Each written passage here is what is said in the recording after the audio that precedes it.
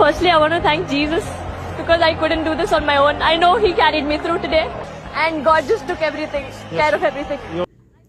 ప్రపంచ వేదిక మీద నిలబడి తను నమ్మిన ప్రభువుని గణపరిచే ఆధిక్యత ఎంతమందికి వస్తుంది? ఏదో అదృష్టం వల్లనో ఊరకనే అమ్మాయికి అవకాశం రాలేదు. పోరాడింది. జీవితంలో ఒక లక్ష్యాన్ని, ఒక గురిని కలిగి దాన్ని అందుకోవడానికి పోరాడింది. అలాంటి వాళ్ళ పక్షాన దేవుడు ఉంటాడు. నేడు నేను కలుగజేయ రక్షణ మీరు ఊరిక నిలబడి చూడమని ఇశ్రాయేళ్లకు చెప్పిన దేవుడు, యుద్ధం యెహోవాదే అని చెప్పిన దేవుడు, ఆ నిలబడగలిగే సామర్థ్యం కూడా ఆయన ఇవ్వాలి. చాలాసార్లు పెద్ద పెద్ద లక్ష్యాలను చూసి, పోరాటాలను చూసి పారిపోతాం. నిలబడే అంత సామర్థ్యం కూడా మనకు ఉండదు.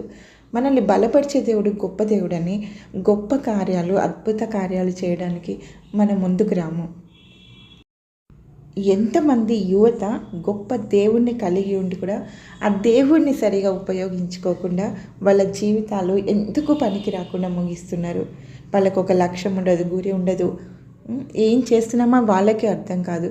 కష్టపడాల్సిన సమయంలో సంతోషంగా ఎంజాయ్ చేస్తూ జీవితాన్ని, సమయాన్ని వృధా చేసుకుంటున్నారు. ఇలాంటి వాళ్ళని చూసి నేర్చుకోవాలి. వాళ్ళ పక్షాన యుద్ధం చేసిన దేవుడు, వాళ్ళని నిలబెట్టిన దేవుడు మనల్ని కూడా నిలబెడతాడు. కావాల్సింది నిలబడడానికి సామర్థ్యం. ఆ అమ్మాయికి జీసస్ సహాయం చేసి ఆమెను గెలిపించాడని అంటున్నారు కదా. ఆస్ట్రేలియన్స్ కూడా క్రిస్టియన్సే కదా, మరి వాళ్ళు ఎందుకు ఓడిపోయినారు అంటున్నారు. ఇక్కడ క్రైస్తవులు, క్రైస్తవేతరులు అని కాదు. నిజానికి క్రైస్తవులు అని పేరు పెట్టుకున్న చాలామంది వాళ్ళ దేవుణ్ణి ఎరుగరు. వాళ్ళ దేవుని గొప్పతనం, వాళ్ళ దేవుని శక్తి సామర్థ్యాలు వాళ్ళకి తెలియవు. అందుకే వాక్యంలో ఇలా ఉంది, తమ దేవుని ఎరుగువారు శక్తి కలిగి గొప్ప కార్యాలు చేస్తారని. వాళ్ళ దేవుణ్ణి వాళ్ళు ఎరిగి ఉన్నారు. Firstly, I want to thank Jesus because I couldn't do this on my own. I know He carried me through today and God just took care of everything. I think initially I was just playing, I just keep talking to myself.